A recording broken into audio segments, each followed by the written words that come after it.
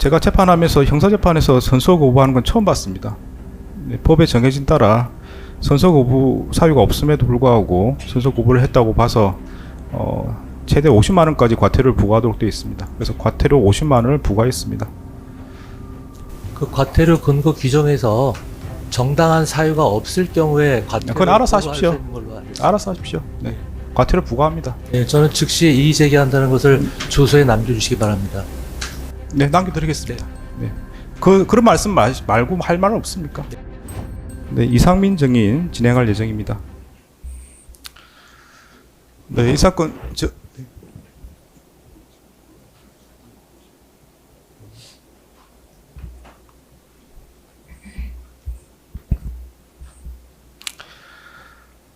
네, 이 사건 증인으로 나오셨습니다. 네, 증언을 거부할 수 있는 경우가 있는데 증언 내용 때문에 증인 본인이나 증인의 친족이 형사처벌 받을 염려가 있을 때는 증언을 거부할 수 있고요. 업무상 비밀과 관련될 때도 증언을 거부할 수 있습니다. 해당 사항이 있으면 저한테 말씀하시면 증언 거부가 가능한지 말씀을 드리겠습니다. 예, 지금 이 사건과 거의 비슷한 내란 중요 혐의 종사로 지금 재판 진행 중에 있습니다. 네, 내용 알고 있습니다. 네. 네, 선서는 하셔야 됩니다. 선서 거부권이 없습니다. 형사재판에서는. 민사재판에서는 선서 거부에 관한 규정이 있는데 형사재판에는 선서 무능력자 외에는 제한 규정이 없습니다. 그래서 모든 분들은 선서를 하셔야 됩니다. 그것은 이제 해석 나름일 것 같습니다. 형사소송 160조에 의하면은 정당한 사유가 있을 경우에는 선서를 거부할 수 있는 취지로 해석이 되기 때문에 저는 선서하지 않겠습니다. 아, 그러면 제재를 가하겠습니다. 네, 그러십시오. 네, 과태료 50만 원에 처합니다. 네, 자리에 앉으세요.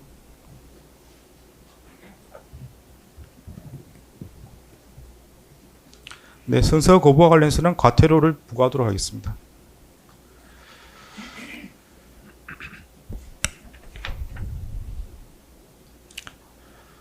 네, 정언 거부가 해당하지 여부는 신문사항을 듣고 말씀을 하시면 제가 가능한지 말씀을 드리겠습니다. 네, 준비된 대로 진행하시죠. 예. 네. 일단 증언 거부와 관련해서 의견을 먼저 좀 진술을 하고 진행하도록 하겠습니다. 일단 지금 증인이 현재 잘 안 나오는 것 같아요. 내란 중요임무 종사로 이제 구속 재판을 받고 있기 때문에 뭐 피고인과 공범주의에 있다는 사정을 들어서 증언 거부하고 있는 것으로 이해가 됩니다. 근데 다만 한 가지 여기서 이 자리에서 짚고 넘어갈 것이 증인은 그제 11월 17일 날 본인 재판에서 증인의 변호인을 통해서 증인의 공범 지위에 있는 윤석열 그리고 김용현 장관, 노상원 전 정보사령관, 조조 경찰청장, 김봉식 서울경찰청장, 임정주 경비국장 그리고 곽종근 특전사령관까지 증인으로 신청했을 뿐만 아니라 여기 앉아있는 피고인 한덕수 총리까지 증인으로 신청했습니다. 증인은 그 내란 공범 지위에 있는 재판을 받고 있기 때문에 이 재판에서 증언할 경우에 어떤 형사상 불이익한 처분을 받을 우려가 있다는 이유로 증언을 거부하면서 정작 본인 재판에서는 증인과 내란 공범에 있는 지위에 있는 다수의 관련자들을 증인으로 신청하는 것은 뭔가 앞뒤가 맞지 않는다라고 강한 의문이 듭니다. 저는 그렇게 생각하지 않습니다. 증인도 이 재판에서 스스로 증언을 거부하는 입장을 취하기 때문에 다른 내란 공범들도 증인 재판에서 증언을 거부할 것이라는 사정은 충분히 예상할 수 있을 것인데 그럼에도 불구하고 다수의 공범들을 증인으로 신청하는 것은 재판 지연만 노리는 그런 전략이 아닌지 의심스럽습니다. 그분들의 의사를 존중해야 따라서 앞으로 증인의 본인 재판 진행과 관련해서 오늘 증언 거부한 취지를 충분히 반영될 수 있도록 하도록 하겠다는 것을 분명히 밝혀두겠습니다. 준비한 신문상 신문하겠습니다. 증인 2024년 12월 3일 일정 어떠셨습니까? 신문상 드리겠습니다. 그걸 제가 다 일일이 기억하기는 어렵습니다. 딱 찍어서 말씀 주시면 답변할 수 있는데 12월 3일이 워낙 바쁜 일정이었기 때문에 그 일정을 하나부터 열까지 지금 다 말씀드리기 기억도 안 나고 말씀이 적절치 않습니다. 알겠습니다. 이양 묻겠습니다.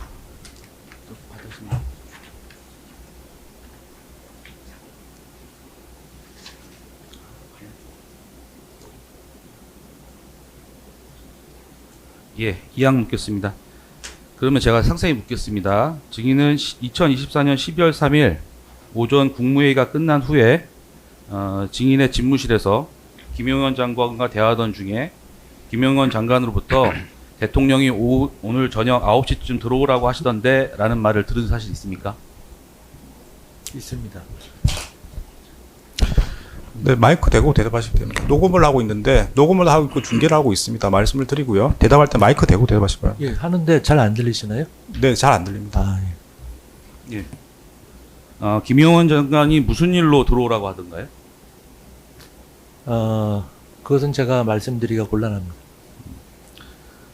네, 다음 질문하시죠. 예. 네. 증인이 울산에서 서울로 올라오는 동안 증인의 통화 내역을 보면 김용현 장관과 세 차례 통화가 이루어진 것이 확인됩니다.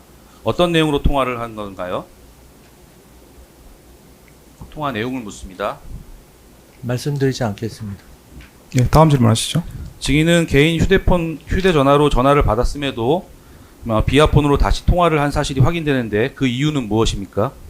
그분도 말씀드리지 않겠습니다. 네, 다음 질문하시죠. 예. 평소에도 그렇게 비아폰으로 통화하는 일이 있었습니까? 말씀드리지 않겠습니다. 네, 다음 질문하시죠. 증인은 다른 국무위원들과 달리 도착하자마자 곧바로 집무실로 들어갔는데 바로 집무실로 들어오라는 말을 들은 것입니까? 네, 그분도 답변하지 않겠습니다. 증인이 집무실에 들어갔을 때 상황은 어떻었습니까? 답변하지 않겠습니다. 증인은 12월 3일 20시 36분 37초경에 집무실에 들어갔고 약 9분 뒤인 20시 45분경에 피고인과 김영호 장관이 집무실로 들어갔는데 피고인이 들어가기 전까지 약 9분 동안 집무실에서 어떤 일이 있었습니까? 네, 답변하지 않겠습니다. 증인은 집무실에 들어갔을 때 원탁위에 비상계엄 22시 전국이라고 적힌 문건이 있는 걸 봤다고 진술했죠? 맞습니까? 답변하지 않겠습니다. 비상계엄이라고 적힌 종이는 누구 자리에 놓여 있었습니까? 답변하지 않겠습니다.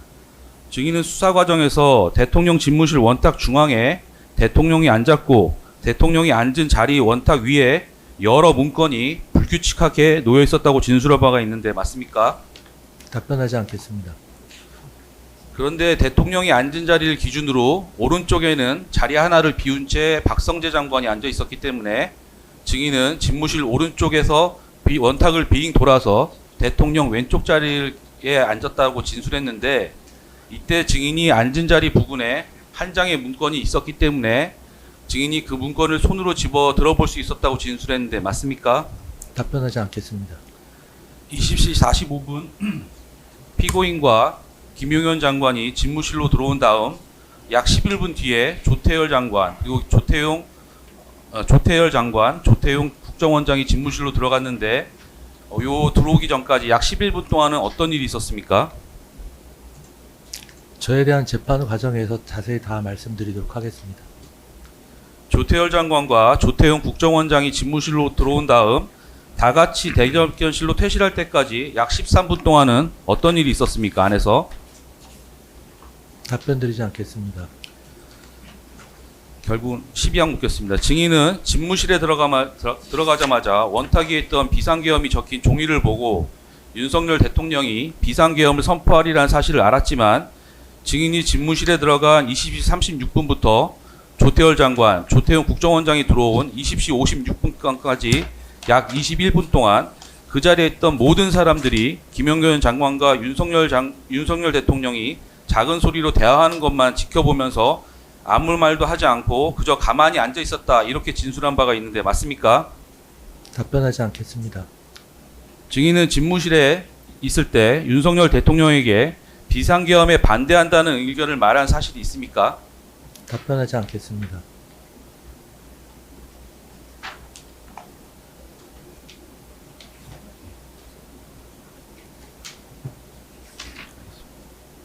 예, 알겠습니다.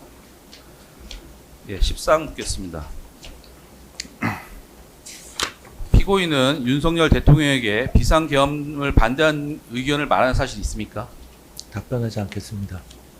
증인은 수사 과정에서도 피고인이 윤석열 대통령에게 비상계엄을 반대한다는 말을 듣지 못했다 이렇게 일관되게 진술한 바가 있는데 맞습니까? 답변하지 않겠습니다. 밑에 묻겠습니다. 증인은 이 사건 비상계엄 전 피고인이 국회에 출석하여 계엄 준비를 의심하는 야당 측의 질문에 대해서 야당의 의석이 절대 다수인 상황에서 야당이 계엄 해제 요구를 의결하면 즉시 계엄을 해제할 수밖에 없는데 어떻게 계엄을 하겠느냐라는 취지의 답변을 한 사실 알고 있습니까? 답변하지 않겠습니다. 그렇다면 이 사건 비상계엄 선포 전에 대통령 집무실에서 윤석열 대통령이 비상계엄을 선포하겠다는 뜻을 밝혔을 때 그 자리에 있던 피고인이나 다른 국무위원들이 그 당시 국회 상황에 비추어 비상계엄 정국이 과연 언제까지 유지될 수 있을지 그 실효성에 대해서 강한 의문을 제기하면서 계엄에 반대하는 취지의 의견을 제시한 바가 있습니까? 답변하지 않겠습니다.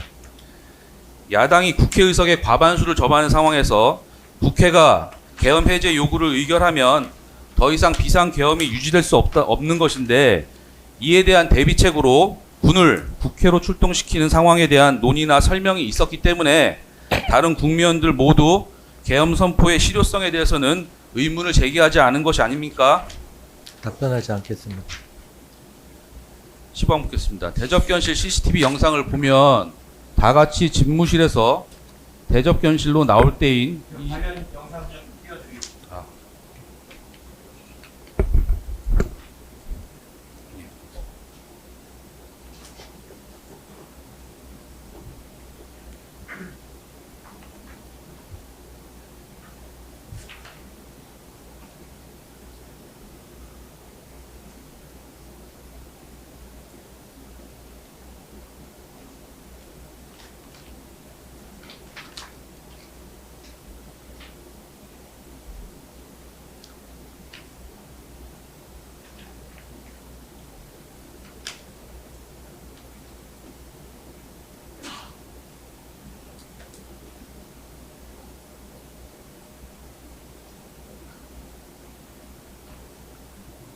예, 증인 저 영상 좀 보십시오. 이 대접견실 CCTV 영상을 보면 이렇게 다 같이 집무실에서 대접견실로 나올 때인 21시 10분경에 피고인, 그 다음에 조태용 국정원장, 그리고 조태열 장관의 손에 문건이 들려있는 장면이 확인이 됩니다. 해당 문건이 무슨 내용이고 누가 준 것인지 진술해 보시겠습니까? 답변드리지 않겠습니다. 피고인의 손에는 두 개의 문건이 들려있고 나중에 안주머니에서 문건을 꺼내 읽기도 하는 등 집무실에서 총 3개의 문건을 받아온 것이 확인이 되는데 증인은 이를 하나도 보지 못했습니까? 답변드리지 않겠습니다.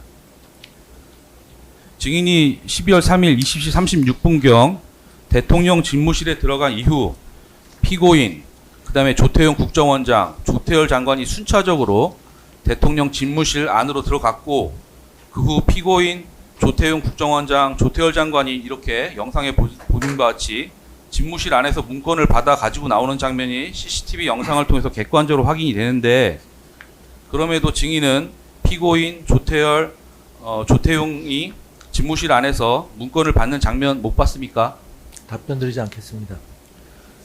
대통령 집무실 안에 설치된 대통령을 포함해 8명이 원탁에 앉아서 앉아있는 상황임에도 피고인 조태용 국정원장, 조태열 장관이 집무실 안에서 문건을 받는 장면을 볼 수 없었던 이유를 합리적으로 설명할 수 있겠습니까?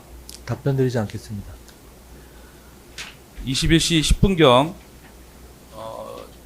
증인을 비롯해서 다 같이 대접견실로 나온 직후인 21시 11분경 김정환 수행실장이 집무실에 들어갔다가 21시 12분경에 나오고 21시 14분경부터 강의구 부속실장과 김정환 수행실장이 조기용 장관, 최상목 부총리, 오영주 장관, 송미령 장관, 안덕근 장관, 박상우 장관에게 대통령실로 들어오라는 연락을 돌리기 시작했는데 어떻게 해서 이들을 추가 국무위원들을 부르게 된 건지 설명해 볼 수 있겠습니까? 답변드리지 않겠습니다. 18항 묻겠습니다. 증인과 피고인 등이 집무실에서 대접견실로 나온 다음에 대접견실에서 국무회의를 해야 된다 이런 논의가 있었고 이후 피고인이 윤석열 대통령에게 건의를 해서 그때부터 국무회의를 하기 위해 국무위원들을 추가 소집하게 되었다 이렇게 진술한 바가 있는데 맞습니까? 답변드리지 않겠습니다. 그런데 김정은 수행실장이 윤석열 대통령으로부터 추가로 소집할 국무위원 명단을 받은 것은 21시 12분경, 그러니까 증인과 나머지 피고인 등이 대적견실로 나온 지 2분 뒤 바로 이루어집니다. 피고인이 다시 집무실로 들어가기 전이었던 것으로 확인이 되는데, 그렇다면 처음부터 집무실 안에서 대적견실로 나오기 전에 국무회의가 필요하다는 논의가 안에서부터 있었던 것으로 보이는데 어떻습니까? 답변드리지 않겠습니다.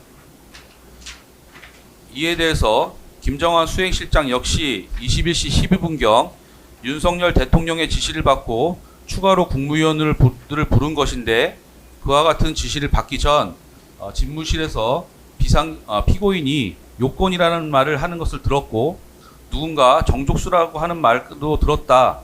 이를 듣고 강의구 부속실장과 함께 추가로 국무위원을 부를 때 국무회의를 하려나 보다라고 추측하는 내용의 대화를 하였다. 이런 취지로 진술하고 있습니다. 이런 점에 비춰보면 증인의 주장과는 달리 21시 10분경 대접견실로 나오기 전에 집무실 안에서 이미 이와 같은 내용의 대화가 이루어졌다는 것으로 보는 게 논리적인데 어떻습니까? 답변드리지 않겠습니다.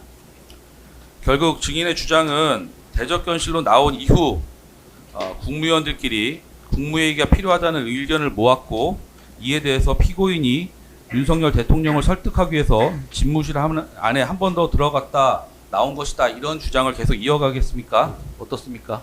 답변드리지 않겠습니다. 그러면 피고인이 집무실에서 다시 들어갔다 나와서 뭐라고 말하였습니까?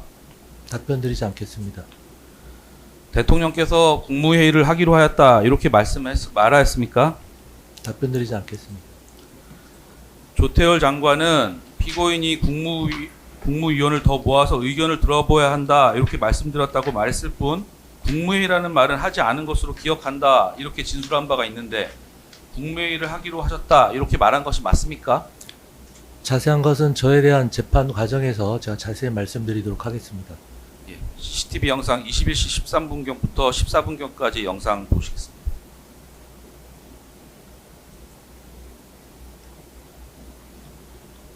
지금 안에서 김용현 장관이 손가락 4개를 펴보이면서 나왔습니다. 국무회의 의사 종족수에서 4명이 모자랐던 시점에서 김용현 장관이 집무실에서 나와 피고인에게 다가가 손가락 4개를 펼쳐보면서 무언가를 말하는 장면입니다. 이 장면이 확인되는데, 이때 김용현 장관과 피고인이 어떤 대화를 했습니까? 말씀드리지 않겠습니다. 21시 28분부터 21시 29분까지 영상 보시겠습니다. 김용현 장관은 21시 28분경에도 집무실에서 나와 피고인과 증인 박성재 장관과 대화를 하는 장면이 확인이 되는데, 당시에는 어떤 대화가 이루어진 것입니까? 답변드리지 않겠습니다. 외교부 장관 조태열의 진술을 보면 대통령 집무실에서 나온 직후에 김용현 장관에게 그럼 군대가 이미 다 대기하고 있는 겁니까? 라고 물었을 때 김용현 장관이 그렇다라고 답하였다고 진술한 바가 있습니다. 증인과 피고인 박성재 장관도 김용현 장관과 군 병력 동원 상황에 관해서 대화를 나눈 것이 아닙니까? 답변드리지 않겠습니다.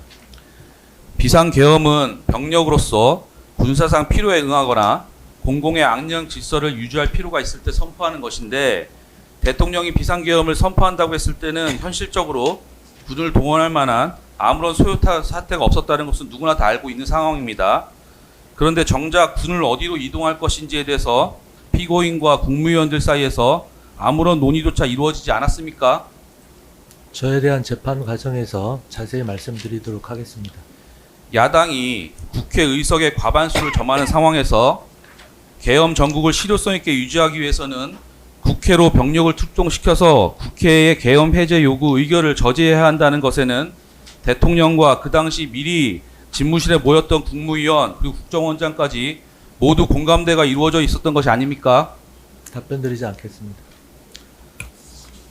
증인은 이날 윤석열 대통령 또는 김용현 장관으로부터 언론사 단전 단수에 관한 지시사항이 기재된 문건을 받았었죠. 답변드리지 않겠습니다. 김용현 장관 조사장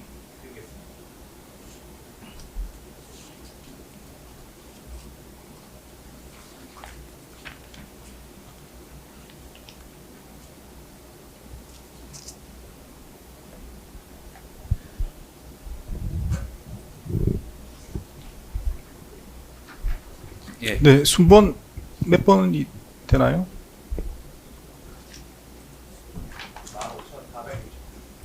15,466쪽입니다. 증거목록 순번 451번. 네, 네 진행하시죠. 예. 이 김용현 장관은 2025년 1월 23일 윤석열 대통령 탄핵 심판에서 한 증언을 보면 증인에게 줄 지시사항이 기재된 문건을 만들었다 이렇게 진술했는데 증인은 이 문건을 받은 사실이 없다는 것입니까? 답변드리지 않겠습니다. CCTV 영상 21시 48분부터 21시 51분 사이의 영상을 보시겠습니다.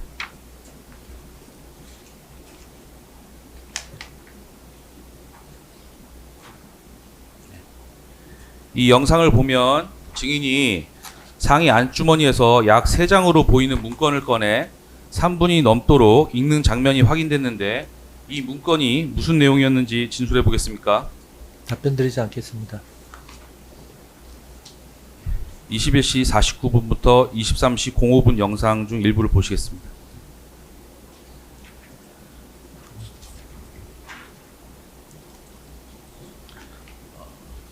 이 영상 중 일부를 보면 다른 국무위원들이 대적견실을 나가고 증인도 대적견실을 나가려고 일어섰다가 피고인이 증인에게 자리에 앉으라고 손짓을 하자 이에 증인이 피고인의 맞은편 자리에 앉는데 피고인이 증인에게 뭐라고 말한 겁니까? 답변드리지 않겠습니다. 증인은 이후 약 16분간 피고인과 대적견실에 남아 서로가 가지고 있는 문건을 보여주며 대화를 하는데 이때 무슨 이야기를 한 것이고 이 문건이 무엇이었는지 증언해 보겠습니까? 답변드리지 않겠습니다. 밑에 항은 생략하겠습니다. 30항 묻겠습니다. 피고인은 증인이 보여주는 3장의 문건 중 한 장을 직접 가져가 자세히 읽어보기도 하고 증인이 문건을 손가락으로 하나하나 짚어가면서 피고인에게 설명하는 장면도 확인됩니다. 이 문건을 보면서 어떤 대화를 피고인과 나누었습니까?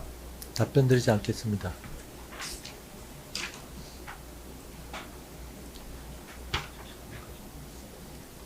31항 묻겠습니다.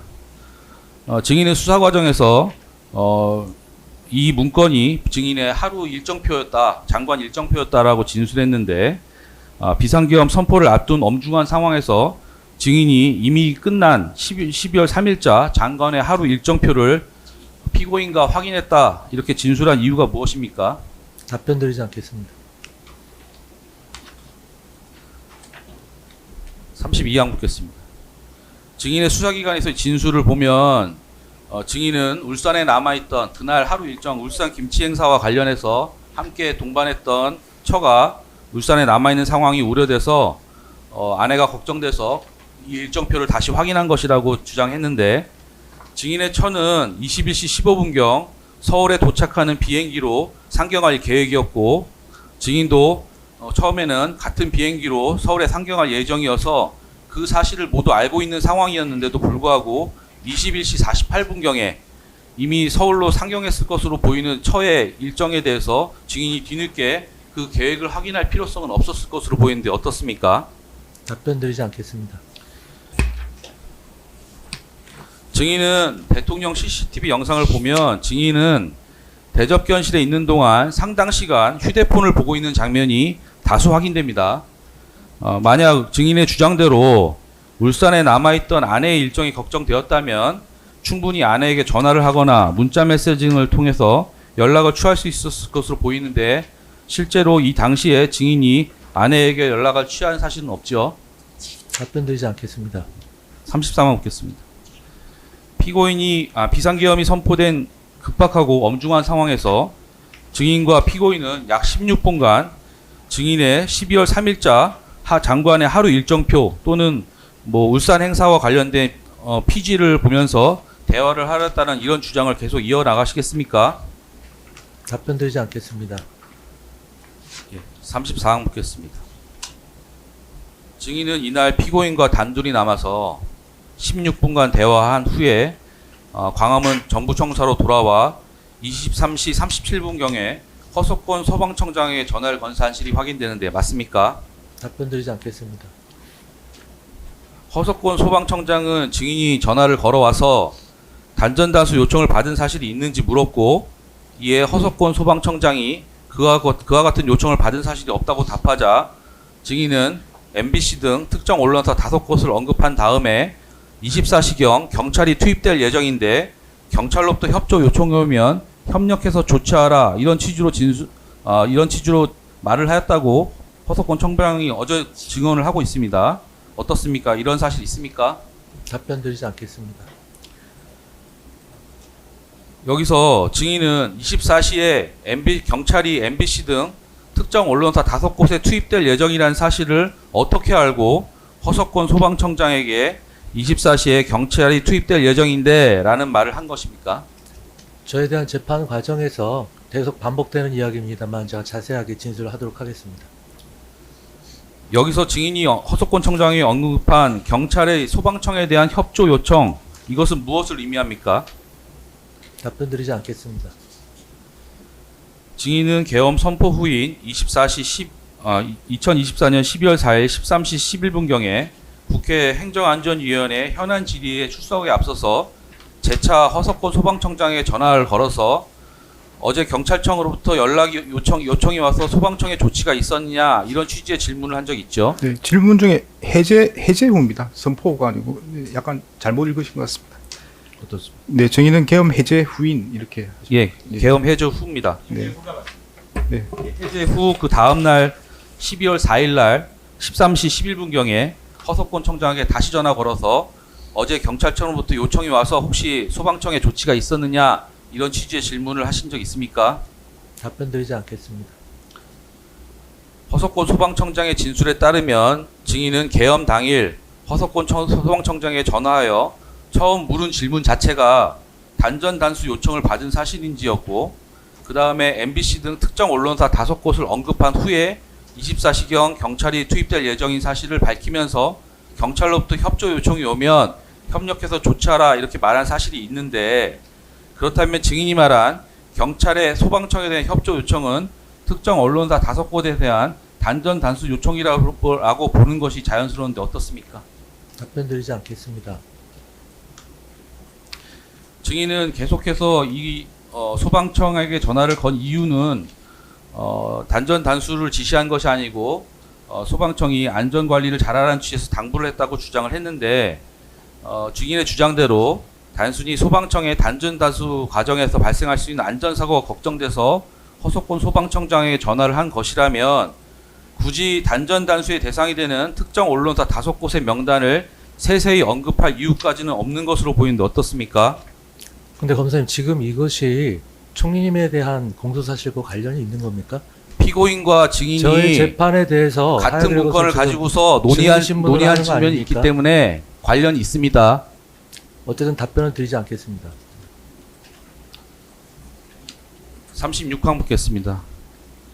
결국 증인의 주장에 의하더라도 증인이 허석권 소방청장에게 전화해서 24시를 기한 언론사 단전 단수, 그리고 MBC, JTBC, 한겨레, 경향신문을 포함한 언론사 5곳을 언급한 사실은 있는 것이 맞죠? 답변 드리지 않겠습니다. 증인은 24시경 언론사 4곳과 여론조사 곳에 대한 단전 다수 지시가 있을 것이라는 사실을 어떻게 알고 허석권 소방청장에게 전화를 한 것입니까? 아까 물어보지 않으셨나요? 네, 넘어가시죠. 예. 네. 증인도 언론사 등에 대한 단전 단수가 실행될 경우에는 여러 인명피해가 발생할 수 있으리라는 위험성을 충분히 알고 있었죠. 답변 드리지 않겠습니다. 증인은 21시 10분경에 대통령 집무실에서 대접견실로 나왔다가 다시 잠깐 집무실 안으로 들어간 적이 있는데, 그때 테이블 위에 있던 문건의 내용을 본 것이다, 이렇게 주장한 바가 있는데 맞습니까? 답변 드리지 않겠습니다. 예, 21시 14분 25초 영상 확인하시겠습니다.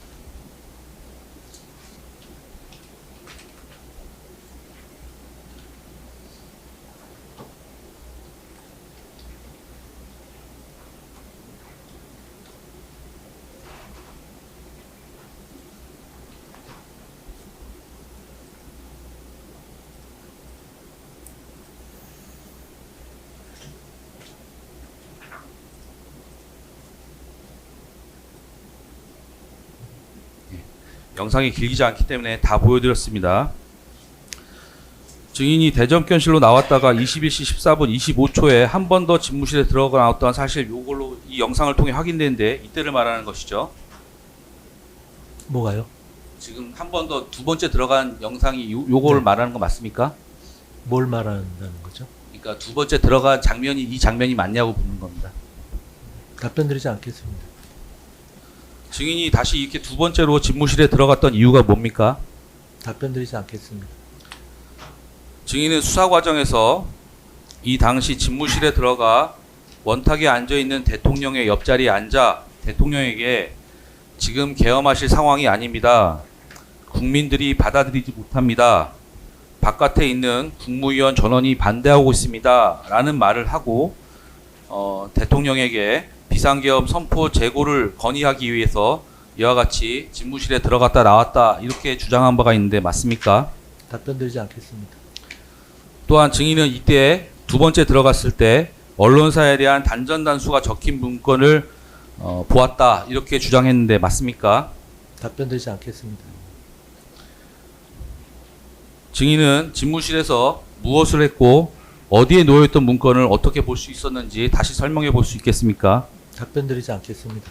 44항 생략하겠습니다. 45항 묻겠습니다. 아까 영상에도 보듯이 증인이 두 번째로 집무실에 들어가서 머물렀던 시간은 정확하게 13초입니다. 그런데 이 13초의 시간에 불과한데도 불구하고 그 사이에 집무실에 들어가서 대통령 원탁 옆자리에 앉고 대통령에게 아까 제가 설명드렸던 지금 계엄하실 상황이 아닙니다. 국민들이 받아들이지 못합니다. 바깥에 있는 국무위원 전원이 반대하고 있습니다. 라는 말까지 하고 대통령으로부터 나가 있으라 라는 말을 듣고 다시 자리에 일어나 집무실 밖으로 나오기에는 지극히 물리적으로 불가능한 시간으로 보이는데 어떻습니까? 답변 드리지 않겠습니다.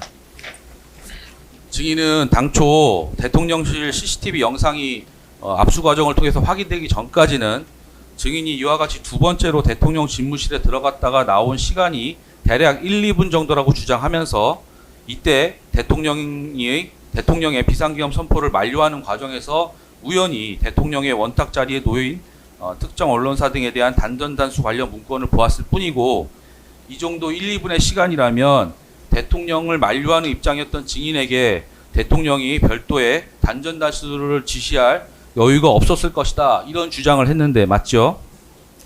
답변 드리지는 않겠는데요. 아까 제가 이의를 제기한 것처럼 지금 총리님에 대한 재판인데 왜 저에 대한 공소 사실에 대해서 계속 증인 신문을 통해서 이렇게 물어보려고 하시죠?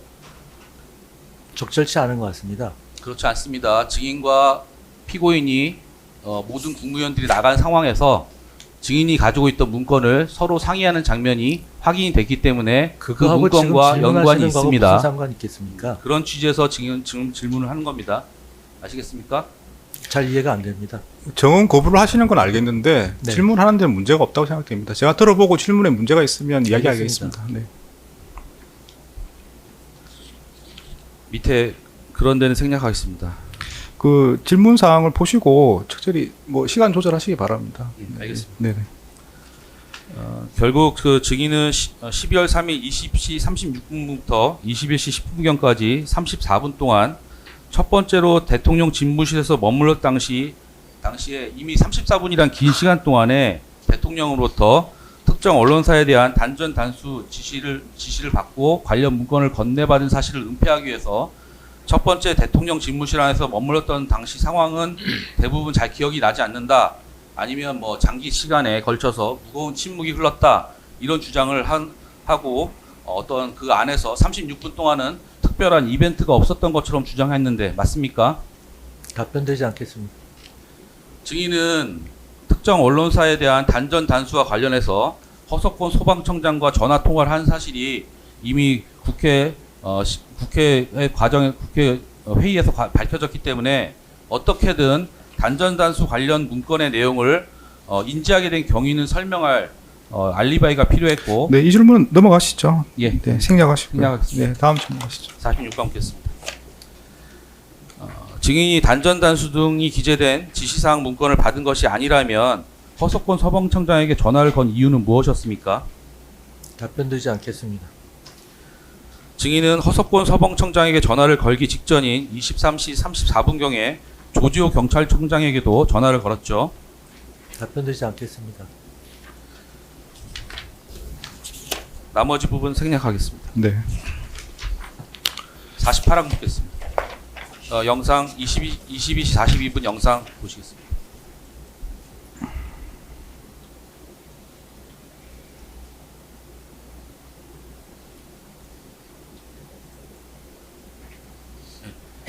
저 영상을 보면 비상계엄 선포를 마친 윤석열 대통령이 대접견실로 돌아왔다가 자리를 뜨면서 증인에게 전화 통화를 하는 신용을 하는 모습이 보입니다. 제스처가 보입니다. 윤석열 대통령이 증인에게 뭐라고 하면서 저 제스처를 취한 것입니까? 답변드리지 않겠습니다. 저 제스처가 무슨 제스처인지도 잘 모르겠습니다. 전화를 걸라는 제스처입니다. 모르겠습니다. 49강 묻겠습니다. 이때 윤석열 대통령은 최상목 부총리에게 지시사항이 적힌 문건을 주고 송미령 장관, 오영주 장관, 조교훈 장관 등에게도 지시사항을 말한 다음에 자리를 뜨면서 증인에게 저렇게 전화를 거는 손짓을 한 것으로 증인은 윤석열 대통령의 지시에 따라 허석권 소방청장 그리고 조지호 경찰청장에게 전화를 한 것은 아닙니까? 답변드리지 않겠습니다. 김용현은 윤석열 대통령 탄핵 심판에서 증인에게 준 지시사항의 문건은 경찰에게 준 것과 동일한 내용이었다. 이런 취지로 증언했고 실제로 증인이 허석권 소방청장에게 전화해서 말하였다는 언론사에 대한 단전다수 지시사항은 조지호 경찰청장 그리고 김봉식 서울경찰청장이 받은 문건에 있는 내용과 같았는데도 증인은 계엄 당일날 윤석열 대통령이나 김용현 장관으로부터 이러한 관련 지시사항이 적힌 문건을 받은 적이 없다는 것입니까? 답변드리지 않겠습니다. 51항 묻겠습니다. 이날 대통령실에 모였던 국무위원들이 해산하기 전에 서명에 관한 논의가 있었습니까? 답변드리지 않겠습니다. 이제 생략하겠습니다. 영상 한번 보시겠습니다. 대접견실 그리고 대통령실 복도 관련 영상입니다.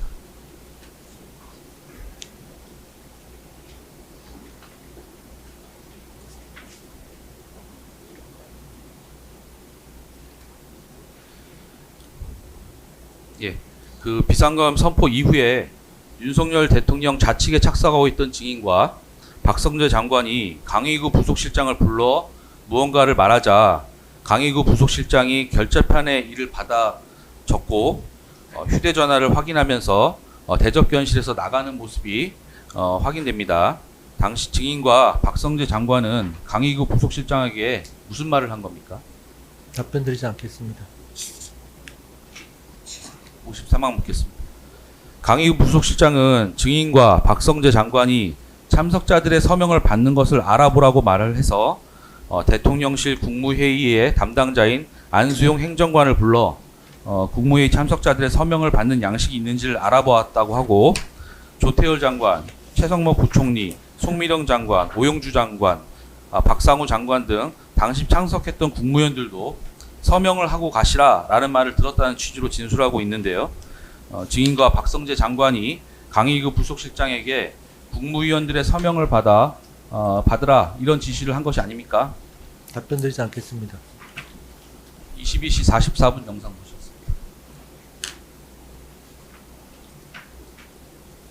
보셨습니다. 최상목 부총리가 집무실로 통하는 문을 닫으라고 손짓하면서 증인 박성재 장관 그리고 피고인이 앉아 있는 쪽으로 무언가를 말하는 장면이 확인되는데 이때 최상목 부총리가 무슨 말을 한 것입니까? 답변드리지 않겠습니다. 이때 이제 피고인은 최상목 부총리가 서명을 할 수 없다라고 해서 자신이 대통령실에 같이 모여서 참석하였다는 의미로 서명을 할 수 있는 거 아니냐 이 정도로 말을 한 기억이 있다 이렇게 피고인 진술입니다. 증인은 피고인이 이렇게 말하는 것을 들었습니까? 답변드리지 않겠습니다. 증인과 박성재 장관, 피고인은 비상계엄 선포를 위해서는 국무위원들의 부서가 필요하다는 사실을 알고 국무회의 직후에 강의구 부속실장을 통해 국무위원들의 서명을 받으려고 시도했던 것은 아닙니까? 답변드리지 않겠습니다. 22시 45분부터 49분 영상을 보시겠습니다.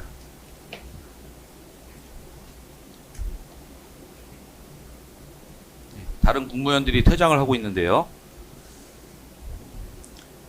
최상목 부총리, 조태열 장관, 조규용 장관이 22시 45분경에 이렇게 대접견실을 떠났음에도 증인이 대접견실에 계속 남아 있었던 이유는 무엇입니까? 답변드리지 않겠습니다. 최상목 부총리, 조태열 장관, 조규용 장관이 대접견실로 나간 22시 45분 이후 피고인이 증인을 비롯한 국무위원들에게 손짓을 섞어가면서 말을 하고, 이에 대해서 증인 박성재 장관, 오영주 장관 등이 다른 국무위원들도 약 3분 넘게 대화를 하는 장면이 확인됩니다. 그리고 22시 46분부터 22시 48분 사이에 피고인이 종이에 무언가를 메모하는 모습도 확인되는데, 이때 피고인과 남아있던 국무위원들은 무슨 말을 한 것입니까? 답변드리지 않겠습니다. 비상계엄 해제 관련 국무회의에 대해서 질문드리겠습니다. 59항입니다. 증인은 2024년 12월 4일 04시 27분경에 있었던 계엄 해제를 위한 국무회의에 참석했죠. 답변드리지 않겠습니다. 증인은 언제 어디에 있던 중에 누구로부터 연락을 받고 이 국무회의에 참석하게 된 것입니까? 답변드리지 않겠습니다. 증인은 몇 시경에 대통령실에 도착했습니까? 답변드리지 않겠습니다. 증인은 박성재 장관과 이 당시 회의에서도 많은 대화를 나누는 모습이 확인되는데 어떤 내용의 대화를 했습니까? 답변드리지 않겠습니다. 비상계엄 해제 국무회의를 마칠 때 피고인이 국무위원들은 남아보라라고 말한 사실 있습니까? 답변드리지 않겠습니다. 피고인이 국무위원들에게 남아보라고 한 다음에 어떤 말을 하였습니까? 답변드리지 않겠습니다. 비상계엄 선포 전 국무회의에 심의가 있었던 것으로 봐야 하는지에 대한 의견을 물어봤던 것은 아닙니까? 답변드리지 않겠습니다. 65항 생략하겠습니다. 66항입니다. 조태열 장관은 증인이 피고인을 따라가면서 무언가를 말한 다음에 피고인이 남아보라 이런 말을 했다고 진술했습니다. 그렇다면 증인이 피고인에게 말한 것이 이 서명과 관련된 내용 아닙니까? 답변드리지 않겠습니다. 67항입니다. 비상계엄 선포 전에 국무회의 심의에 관해서 증인은 어떤 의견을 밝혔습니까? 답변드리지 않겠습니다. 박상우 장관, 조태열 장관 등은 증인이 비상계엄 선포 전에도 의사 종족수를 갖췄고 충분한 논의가 있었으니 국무회의가 맞다 이런 취지로 말하였다고 하는데 맞습니까? 답변드리지 않겠습니다. 다른 참석자들은 이에 대해서 어떤 말을 한지 말씀할 수 있겠습니까? 답변드리지 않겠습니다. 피고인은 무슨 말을 했는지 말씀할 수 있겠습니까? 답변드리지 않겠습니다. 예, 마치겠습니다. 뭐 반대 신문을 하실 게 있겠습니까? 뭐 없습니다. 네, 주신문에 다 거부를 한 상태라서 아마 없을 거라고 생각이 듭니다.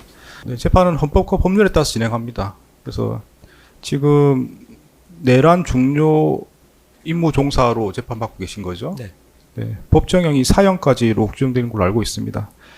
그 혐의가 중하고 저희 재판한 과정의 CCTV라든지 여러 정원을 봤을 때는 증인이 깊이 관여되어 있는 것으로 보입니다. 그런 점을 고려해서 전체적으로 다 정원 거부를 다 허용했습니다. 제가 재판하면서 형사재판에서 선서 거부하는 건 처음 봤습니다. 네, 법에 정해진 따라 선서 거부 사유가 없음에도 불구하고 선서 거부를 했다고 봐서 최대 50만 원까지 과태료를 부과하도록 되어 있습니다. 그래서 과태료 50만 원을 부과했습니다. 그 과태료 근거 규정에서 정당한 사유가 없을 경우에 과태료를 그건 알아서 부과할 하십시오. 수 있는 걸로 알고 있습니다. 알아서 하십시오. 네. 네. 과태료 부과합니다. 네, 저는 즉시 이의 제기한다는 것을 주소에 남겨주시기 바랍니다. 네, 남겨드리겠습니다. 네. 그런 말씀 말고 할 말은 없습니까? 네, 특별히 없습니다. 네, 정의심 마치겠습니다. 돌아가시면 되겠습니다.